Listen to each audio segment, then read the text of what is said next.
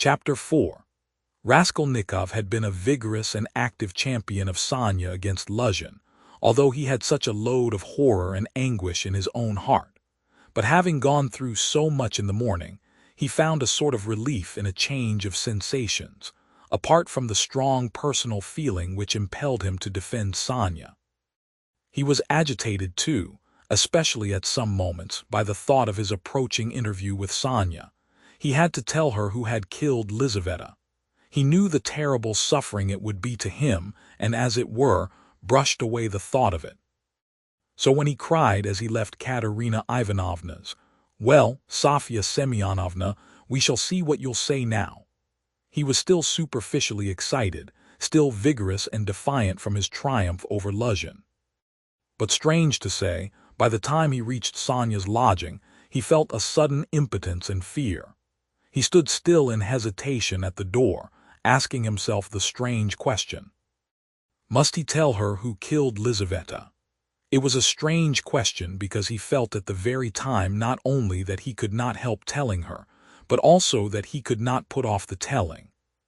He did not yet know why it must be so, he only felt it, and the agonizing sense of his impotence before the inevitable almost crushed him. To cut short his hesitation and suffering, he quickly opened the door and looked at Sonya from the doorway.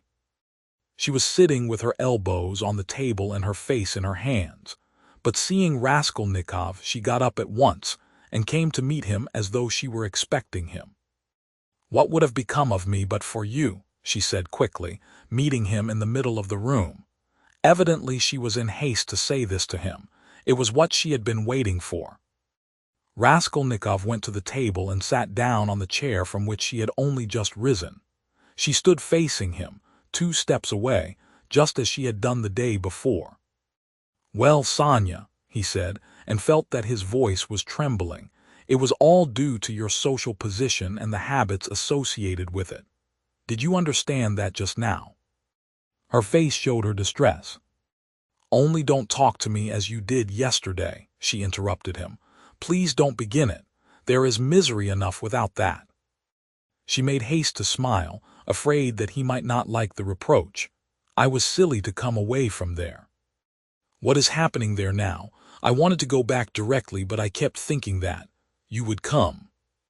He told her that Amalia Ivanovna was turning them out of their lodging, and that Katerina Ivanovna had run off somewhere to seek justice. "My God!" cried Sonya, "let's go at once." And she snatched up her cape. "It's everlastingly the same thing," said Raskolnikov irritably. "You've no thought except for them. Stay a little with me." "But, Katerina Ivanovna—" "You won't lose Katerina Ivanovna, you may be sure. She'll come to you herself since she has run out," he added peevishly. "If she doesn't find you here, you'll be blamed for it." Sonya sat down in painful suspense. Raskolnikov was silent, gazing at the floor and deliberating. "This time Luzhin did not want to prosecute you," he began, not looking at Sonya. "But if he had wanted to, if it had suited his plans, he would have sent you to prison if it had not been for Lebeziatnikov and me." "Yes," she assented in a faint voice. "Yes," she repeated, preoccupied and distressed. "But I might easily not have been there, and it was quite an accident Lebeziatnikov's turning up." Sonya was silent. "And if you'd gone to prison, what then? Do you remember what I said yesterday?" Again she did not answer. He waited. "I thought you would cry out again, 'Don't speak of it, leave off.'" Raskolnikov gave a laugh, but rather a forced one. "What silence again?" he asked a minute later. "We must talk about something, you know. It would be interesting for me to know how you would decide a certain problem, as Lebeziatnikov would say." He was beginning to lose the thread. "No, really, I am serious. Imagine, Sonya, that you had known all Luzhin's intentions beforehand. Known, that is, for a fact, that they would be the ruin of Katerina Ivanovna and the children and yourself thrown in, since you don't count yourself for anything, Polenka too. For she'll go the same way. Well, if suddenly it all depended on your decision whether he or they should go on living, that is, whether Luzhin should go on living and doing wicked things, or Katerina Ivanovna should die. How would you decide which of them was to die, I ask you? Sonya looked uneasily at him. There was something peculiar in this hesitating question, which seemed approaching something in a roundabout way. I felt that you were going to ask some question like that, she said, looking inquisitively at him. I dare say you did, but how is it to be answered? Why do you ask about what could not happen? Said Sonya reluctantly. Then it would be better for Luzhin to go on living and doing wicked things. You haven't dared to decide even that. But I can't know the divine providence. And why do you ask what can't be answered? What's the use of such foolish questions? How could it happen that it should depend on my decision? Who has made me a judge to decide who is to live and who is not to live? Oh, if the divine providence is to be mixed up in it, there is no doing anything, Raskolnikov grumbled morosely. You'd better say straight out what you want, Sonya cried in distress. You are leading up to something again. Can you have come simply to torture me? She could not control herself and began crying bitterly. He looked at her in gloomy misery. 5 minutes passed. Of course you're right, Sonya, he said softly at last. He was suddenly changed. His tone of assumed arrogance and helpless defiance was gone. Even his voice was suddenly weak. I told you yesterday that I was not coming to ask forgiveness, and almost the first thing I've said is to ask forgiveness. I said that about Luzhin and Providence for my own sake. I was asking forgiveness, Sonya. He tried to smile, but there was something helpless and incomplete in his pale smile. He bowed his head and hid his face in his hands. And suddenly, a strange, surprising sensation of a sort of bitter hatred for Sonya passed through his heart. As it were wondering and frightened of this sensation, he raised his head and looked intently at her. But he met her uneasy and painfully anxious eyes fixed on him. There was love in them. His hatred vanished like a phantom. It was not the real feeling. He had taken the one feeling for the other. It only meant that that minute had come. He hid his face in his hands again and bowed his head. Suddenly he turned pale, got up from his chair, looked at Sonya, and without uttering a word sat down mechanically on her bed. His sensations that moment were terribly like the moment when he had stood over the old woman with the axe in his hand and felt that he must not lose another minute. "What's the matter?" asked Sonya, dreadfully frightened. He could not utter a word. This was not at all the way he had intended to tell, and he did not understand what was happening to him now. She went up to him softly, sat down on the bed beside him and waited, not taking her eyes off him. Her heart throbbed and sank. It was unendurable. He turned his deadly pale face to her. His lips worked, helplessly struggling to utter something. A pang of terror passed through Sonya's heart. "What's the matter?" she repeated, drawing a little away from him. "Nothing, Sonya, don't be frightened. It's nonsense. It really is nonsense if you think of it," he muttered like a man in delirium. "Why have I come to torture you?" he added suddenly, looking at her. "Why, really? I keep asking myself that question, Sonya." He had perhaps been asking himself that question a quarter of an hour before, but now he spoke helplessly, hardly knowing what he said and feeling a continual tremor all over. "Oh, how you are suffering," she muttered in distress, looking intently at him. "It's all nonsense. Listen, Sonya." He suddenly smiled, a pale, helpless smile for 2 seconds. "You remember what I meant to tell you yesterday." Sonya waited uneasily.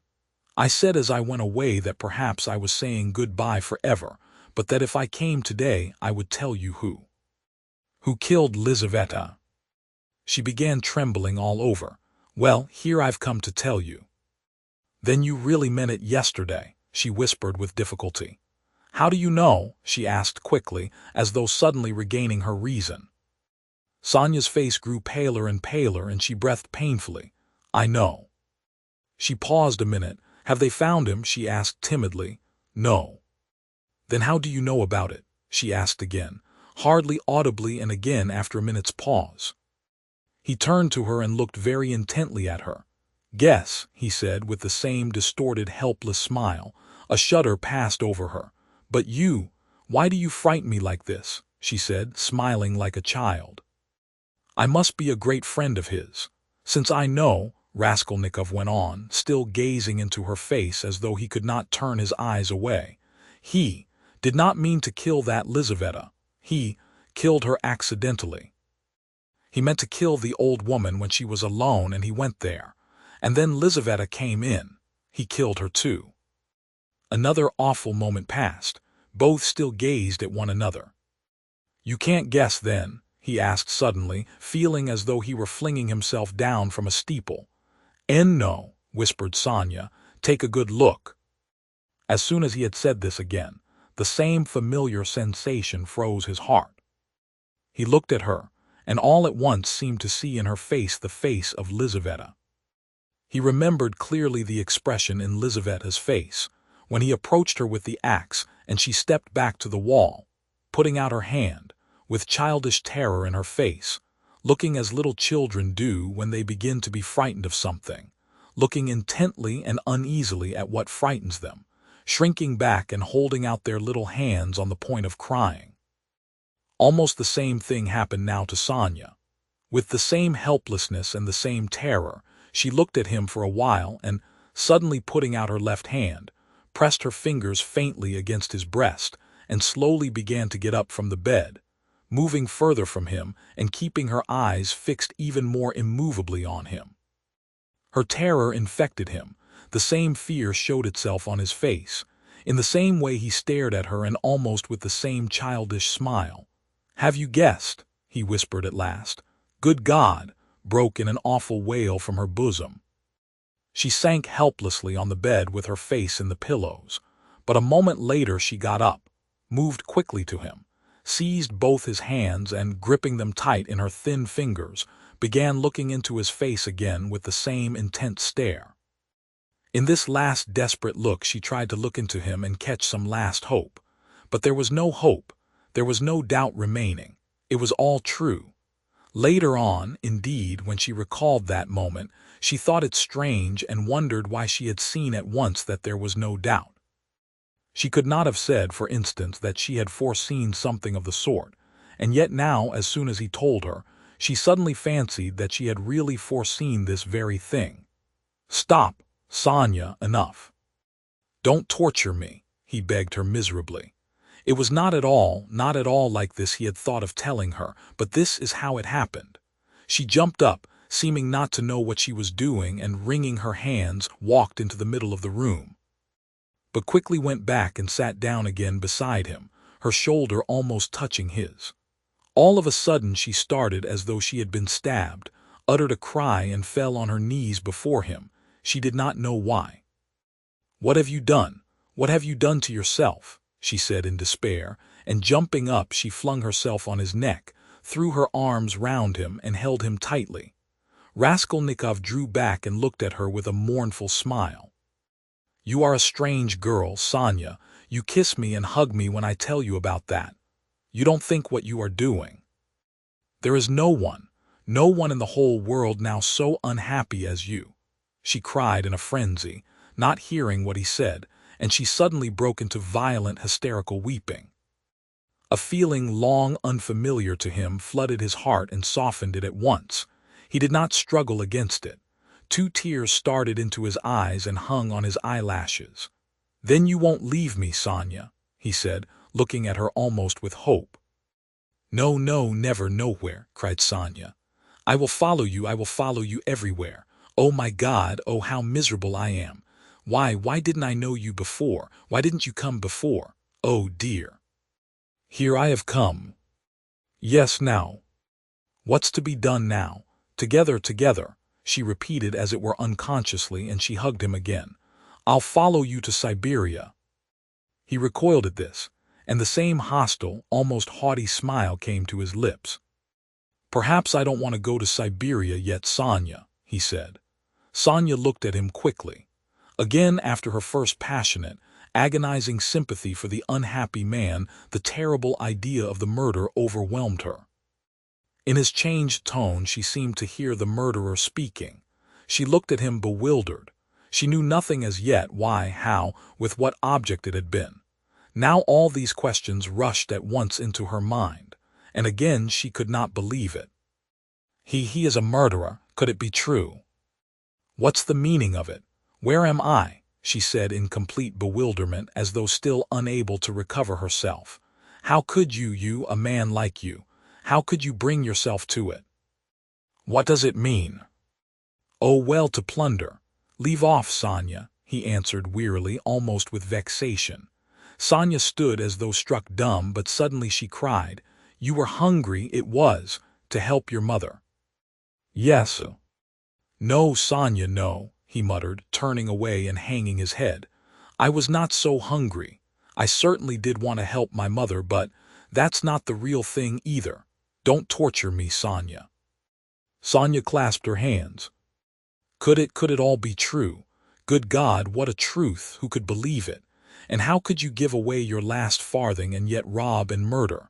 Ah, she cried suddenly, that money you gave Katerina Ivanovna, that money. Can that money? No, Sonya, he broke in hurriedly, that money was not it. Don't worry yourself. That money my mother sent me, and it came when I was ill the day I gave it to you. Razumihin saw it. He received it for me. That money was mine, my own. Sonya listened to him in bewilderment and did her utmost to comprehend. And that money, I don't even know really whether there was any money, he added softly, as though reflecting. I took a purse off her neck made of chamois leather, a purse stuffed full of something. But I didn't look in it. I suppose I hadn't time. And the things, chains and trinkets, I buried under a stone with the purse next morning in a yard off the V Prospect. They are all there now. Sonya strained every nerve to listen. Then why, you said you did it to rob, but you took nothing, she asked quickly, catching at a straw. I don't know. I haven't yet decided whether to take that money or not, he said, musing again, and seeming to wake up with a start, he gave a brief ironical smile. Ach, what silly stuff I am talking, eh? The thought flashed through Sonya's mind, wasn't he mad? But she dismissed it at once. No, it was something else. She could make nothing of it, nothing. Do you know, Sonya, he said suddenly with conviction, let me tell you, if I'd simply killed because I was hungry, laying stress on every word and looking enigmatically but sincerely at her, I should be happy now. You must believe that. What would it matter to you? He cried a moment later with a sort of despair. What would it matter to you if I were to confess that I did wrong? What do you gain by such a stupid triumph over me? Ah, Sonya, was it for that I've come to you today? Again Sonya tried to say something, but did not speak. I asked you to go with me yesterday because you are all I have left. Go where? Asked Sonya timidly. Not to steal and not to murder, don't be anxious, he smiled bitterly. We are so different, and you know, Sonya, it's only now, only this moment that I understand where I asked you to go with me yesterday. Yesterday when I said it, I did not know where. I asked you for one thing, I came to you for one thing, not to leave me. You won't leave me, Sonya. She squeezed his hand. And why did I tell her? Why did I let her know? He cried a minute later in despair, looking with infinite anguish at her. Here you expect an explanation from me, Sonya. You are sitting and waiting for it, I see that. But what can I tell you? You won't understand and will only suffer misery. On my account. Well, you are crying and embracing me again. Why do you do it? Because I couldn't bear my burden and have come to throw it on another. You suffer too, and I shall feel better. And can you love such a mean wretch? But aren't you suffering too? Cried Sonya. Again a wave of the same feeling surged into his heart, and again for an instant softened it. Sonya, I have a bad heart, take note of that. It may explain a great deal. I have come because I am bad. There are men who wouldn't have come, but I am a coward and a mean wretch, but never mind, that's not the point. I must speak now, but I don't know how to begin. He paused and sank into thought. Ach, we are so different, he cried again. We are not alike. And why did I come? I shall never forgive myself that." "No, no, it was a good thing you came," cried Sonia. "It's better I should know, far better." He looked at her with anguish. "What if it were really that?" he said, as though reaching a conclusion. "Yes, that's what it was. I wanted to become a Napoleon, that is why I killed her. Do you understand now?" "And no," Sonia whispered naively and timidly. "Only speak, speak. I shall understand in myself," she kept begging him. "You'll understand. Very well, we shall see." He paused and was for some time lost in meditation. "It was like this. I asked myself one day this question. What if Napoleon, for instance, had happened to be in my place, and if he had not had Toulon nor Egypt nor the passage of Mont Blanc to begin his career with, but instead of all those picturesque and monumental things, there had simply been some ridiculous old hag, a pawnbroker, who had to be murdered too to get money from her trunk for his career, you understand. Well, would he have brought himself to that if there had been no other means? Wouldn't he have felt a pang at its being so far from monumental and sinful too? Well, I must tell you that I worried myself fearfully over that question, so that I was awfully ashamed when I guessed at last, all of a sudden, somehow, that it would not have given him the least pang, that it would not even have struck him that it was not monumental, that he would not have seen that there was anything in it to pause over, and that, if he had had no other way, he would have strangled her in a minute without thinking about it. Well, I, too, left off thinking about it. Murdered her following his example, and that's exactly how it was. Do you think it funny? Yes, Sonia, the funniest thing of all is that perhaps that's just how it was." Sonia did not think it at all funny. "You had better tell me straight out, without examples," she begged, still more timidly and scarcely audibly. He turned to her, looked sadly at her, and took her hands. "You are right again, Sonia. Of course that's all nonsense, it's almost all talk. You see, you know of course that my mother has scarcely anything. My sister happened to have a good education and was condemned to drudge as a governess. All their hopes were centered on me. I was a student, but I couldn't keep myself at the university and was forced for a time to leave it. Even if I had lingered on like that, in 10 or 12 years I might, with luck, hope to be some sort of teacher or clerk with a salary of 1,000 rubles. He repeated it as though it were a lesson. And by that time my mother would be worn out with grief and anxiety, and I could not succeed in keeping her in comfort while my sister— Well, my sister might well have fared worse. And it's a hard thing to pass everything by all one's life, to turn one's back upon everything, to forget one's mother and decorously accept the insults inflicted on one's sister. Why should one? When one has buried them, to burden oneself with others, wife and children, and to leave them again without a farthing. So I resolved to gain possession of the old woman's money, and to use it for my first years without worrying my mother, to keep myself at the university, and for a little while after leaving it, and to do this all on a broad, thorough scale, so as to build up a completely new career and enter upon a new life of independence. Well, that's all. Well, of course, in killing the old woman I did wrong. Well, that's enough." He struggled to the end of his speech in exhaustion and let his head sink. "Oh, that's not it, Sonia cried in distress. "How could one? No, that's not right, not right. You see yourself that it's not right, but I've spoken truly, it's the truth."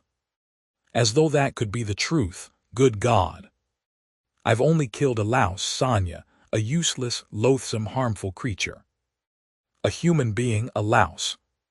"I too know it wasn't a louse," he answered, looking strangely at her. "But I am talking nonsense, Sonia," he added. "I've been talking nonsense a long time. That's not it, you are right there. There were quite other causes for it. I haven't talked to anyone for so long, Sonia. My head aches dreadfully now." His eyes shone with feverish brilliance. He was almost delirious. An uneasy smile strayed on his lips. His terrible exhaustion could be seen through his excitement. Sonia saw how he was suffering. She too was growing dizzy, And he talked so strangely, it seemed somehow comprehensible, but how, good God? And she wrung her hands in despair. No, Sonya, that's not it, he began again suddenly, raising his head, as though a new and sudden train of thought had struck and as it were roused him. That's not it. Better, imagine, yes, it's certainly better. Imagine that I am vain, envious, malicious, base, vindictive, and, well, perhaps with a tendency to insanity. Let's have it all out at once. They've talked of madness already, I noticed. I told you just now I could not keep myself at the university. But do you know that perhaps I might have done? My mother would have sent me what I needed for the fees, and I could have earned enough for clothes, boots, and food, no doubt. Lessons had turned up at half a ruble, Razumihin works, but I turned sulky and wouldn't. Yes, sulkiness, that's the right word for it. I sat in my room like a spider. You've been in my den, you've seen it. And do you know, Sonya, that low ceilings and tiny rooms cramp the soul and the mind? Ah, how I hated that garret, and yet I wouldn't go out of it. I wouldn't on purpose. I didn't go out for days together, and I wouldn't work. I wouldn't even eat. I just lay there doing nothing. If Nastasia brought me anything, I ate it. If she didn't, I went all day without. I wouldn't ask on purpose from sulkiness. At night I had no light. I lay in the dark, and I wouldn't earn money for candles. I ought to have studied, but I sold my books, and the dust lies an inch thick on the notebooks on my table. I preferred lying still and thinking, and I kept thinking. And I had dreams all the time, strange dreams of all sorts, no need to describe. Only then I began to fancy that. No, that's not it. Again I am telling you wrong. You see, I kept asking myself then, why am I so stupid that if others are stupid, and I know they are, yet I won't be wiser? Then I saw, Sonya, that if one waits for everyone to get wiser it will take too long. Afterwards I understood that that would never come to pass, that men won't change and that nobody can alter it and that it's not worth wasting effort over it. Yes, that's so. That's the law of their nature, Sonya. That's so. And I know now, Sonya, that whoever is strong in mind and spirit will have power over them. Anyone who is greatly daring is right in their eyes. He who despises most things will be a lawgiver among them, and he who dares most of all will be most in the right. So it has been till now, and so it will always be. A man must be blind not to see it. Though Raskolnikov looked at Sonya as he said this, he no longer cared whether she understood or not. The fever had complete hold of him. He was in a sort of gloomy ecstasy. He certainly had been too long without talking to anyone. Sonya felt that his gloomy creed had become his faith and code. I divine then, Sonya, he went on eagerly, that power is only vouchsafed to the man who dares to stoop and pick it up. There is only one thing needful. One has only to dare. Then for the first time in my life an idea took shape in my mind which no one had ever thought of before me, no one. I saw clear as daylight how strange it is that not a single person living in this mad world has had the daring to go straight for it all and send it flying to the devil. I wanted to have the daring, and I killed her. I only wanted to have the daring, Sonya. That was the whole cause of it. Oh, hush, hush, cried Sonya, clasping her hands. You turned away from God, and God has smitten you, has given you over to the devil. Then, Sonya, when I used to lie there in the dark and all this became clear to me, was it a temptation of the devil, eh? Hush, don't laugh, blasphemer. You don't understand, you don't understand. Oh God, he won't understand. Hush, Sonya, I am not laughing. I know myself that it was the devil leading me. Hush, Sonya, hush, he repeated with gloomy insistence. I know it all, I have thought it all over and whispered it all over to myself, lying there in the dark. I've argued it all over with myself, every point of it, and I know it all. And how sick I was then of going over it all.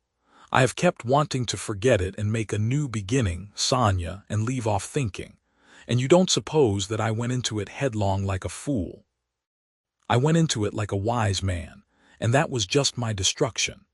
And you mustn't suppose that I didn't know, for instance, that if I began to question myself whether I had the right to gain power, I certainly hadn't the right, or that if I asked myself whether a human being is a louse, it proved that it wasn't so for me, though it might be for a man who would go straight to his goal without asking questions.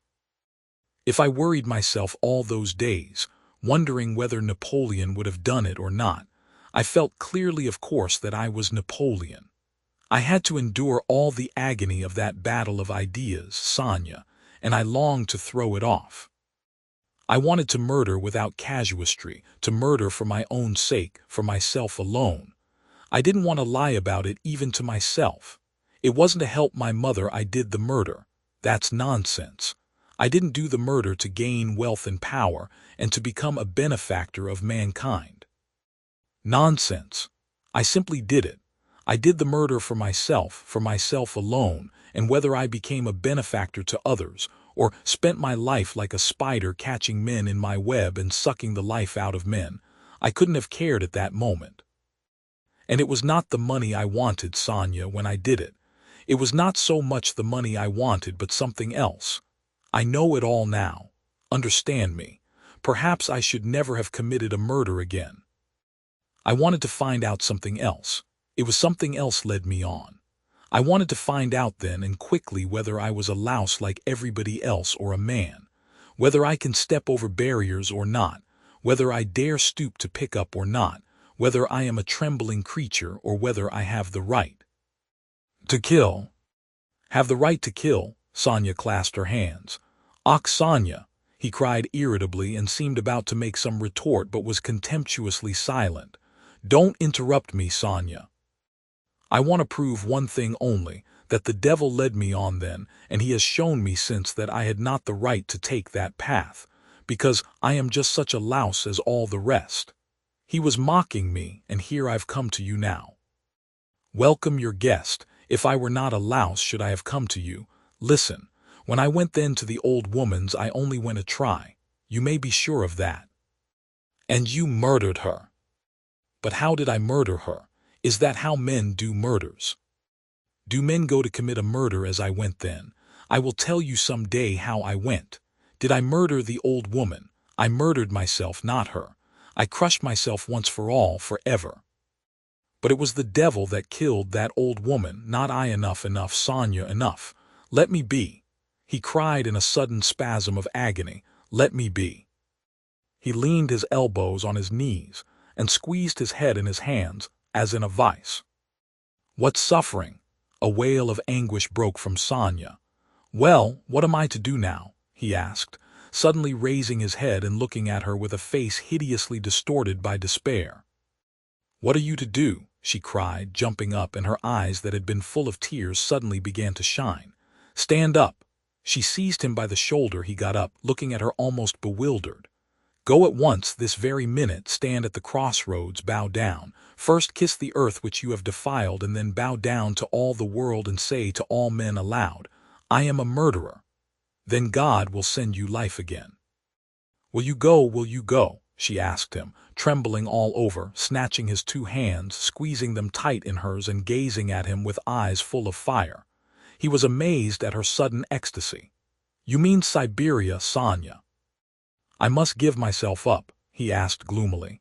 Suffer and expiate your sin by it, that's what you must do. No, I'm not going to them, Sonia. But how will you go on living? What will you live for? Cried Sonia. How is it possible now? Why, how can you talk to your mother? Oh, what will become of them now? But what am I saying?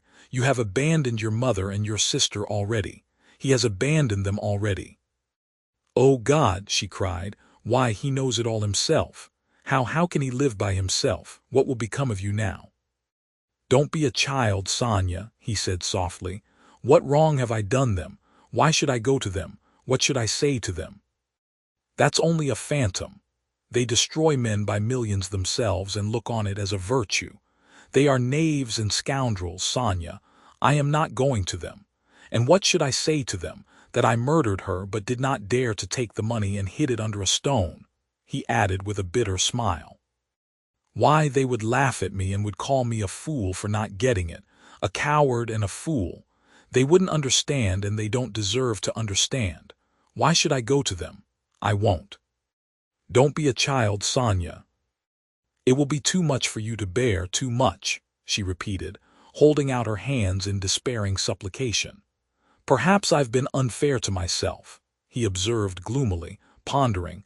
Perhaps after all I am a man and not a louse, and I've been in too great a hurry to condemn myself. I'll make another fight for it. A haughty smile appeared on his lips. What a burden to bear, and your whole life, your whole life. I shall get used to it, he said grimly and thoughtfully. Listen, he began a minute later. Stop crying, it's time to talk of the facts. I've come to tell you that the police are after me, on my track. Ach, Sonya cried in terror. Well, why do you cry out? You want me to go to Siberia and now you are frightened. But let me tell you, I shall not give myself up. I shall make a struggle for it and they won't do anything to me. They've no real evidence. Yesterday I was in great danger and believed I was lost, but today things are going better. All the facts they know can be explained two ways. That's to say, I can turn their accusations to my credit. Do you understand? And I shall, for I've learnt my lesson. But they will certainly arrest me. If it had not been for something that happened, they would have done so today for certain. Perhaps even now they will arrest me today. But that's no matter, Sonya. They'll let me out again. For there isn't any real proof against me, and there won't be, I give you my word for it. And they can't convict a man on what they have against me. Enough.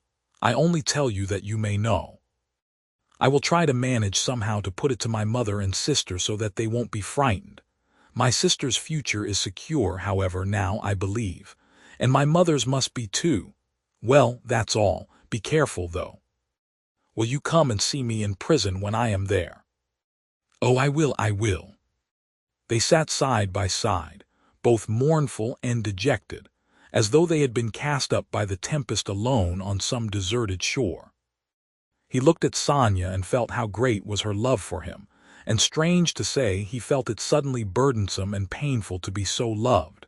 Yes, it was a strange and awful sensation. On his way to see Sonya, he had felt that all his hopes rested on her. He expected to be rid of at least part of his suffering.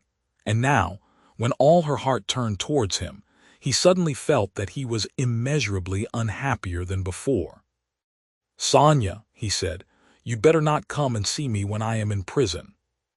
Sonya did not answer, she was crying. Several minutes passed. Have you a cross on you? She asked, as though suddenly thinking of it.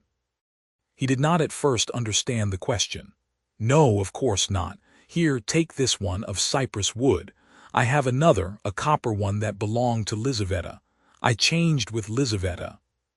She gave me her cross and I gave her my little icon. I will wear Lizaveta's now and give you this. Take it. It's mine, you know, she begged him. We will go to suffer together and together we will bear our cross. Give it me, said Raskolnikov. He did not want to hurt her feelings, but immediately he drew back the hand he held out for the cross. Not now, Sonya. Better later, he added to comfort her. Yes, yes, better, she repeated with conviction. When you go to meet your suffering, then put it on. You will come to me, I'll put it on you. We will pray and go together.